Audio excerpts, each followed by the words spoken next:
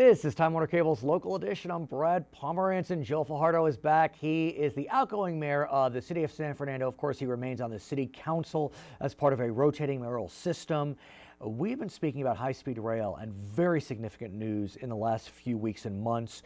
The High-Speed Rail Authority announced instead of going from Fresno to Burbank as their first leg, they're going to go from, I guess, Kern to San Jose.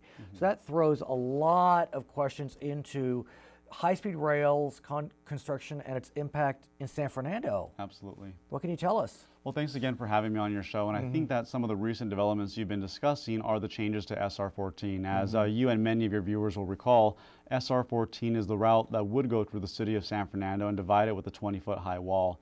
Over the past couple of years, many San Fernando residents, as well as residents and business owners from neighboring communities, such as Sylmar, Pacoima, and the foothill communities, have been very involved and very active in terms of fighting these routes. So we learned recently that the High-Speed Rail Authority Board will consider revisions to these routes, and one of those revisions would actually remove City of San Fernando from the SR 14 alignment. Now, they're looking at that issue, but of course, this whole issue will be delayed because now they're going north first and not south. I think so you got some time to kind of figure this out. I think they're doing that because they've realized that there are many problems with the way that they've tried to plan this project in Southern California, especially in the Northeast San Fernando Valley. But let me ask you, look, this is a major construction event. It's going to have to go somewhere. And so can the stakeholders get to a place where instead of pointing fingers at each other, not in my backyard, not in your backyard, that we can figure this out for the best of California? Well, you presume that this project is still going to get built, and there's obviously a very high probability that it will, although there is a ballot measure to potentially fund it, and if Gavin Newsom does become governor, there's always the potential that he will halt the project. But as we speak today, we're moving forward.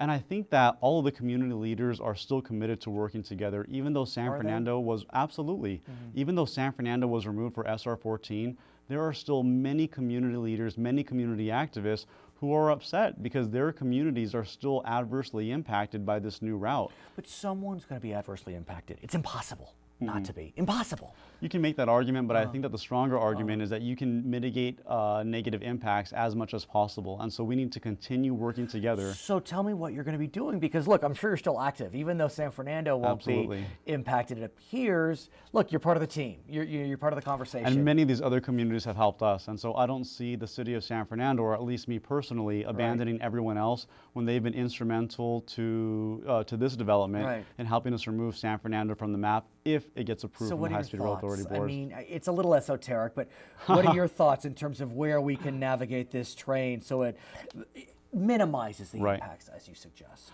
I do want to continue learning more about the newly proposed routes. They only came out very recently, and so I'm still studying them along with some of the shortcomings and potential benefits to some of the changes that they made. But aside from that, I think that one starting point is to remove any route that actually has surface or at-grade elevations. Doesn't that become expensive, though? This is already a very expensive project. It's already pegged at $68 billion. But don't you then increase it even more if you have to go underground? I think that incremental change is really offset by the way that it would ameliorate many of the concerns in the community and actually preserve our communities and keep them intact. The way that the project is right now, it would destroy many communities in the city. Even the new proposal? The new proposal would still have some negative impacts. Now, the new SR 14, to your point, is predominantly tunneled. There are areas at the end of Pacoima where it becomes either at grade or elevated and continues that way into Sun Valley. Discussion. His name is Joe Fajardo. Oh, thanks so much. He is the mayor, councilman in San Fernando. My name is Brad Pomerance. It's Time Warner Cable's local edition.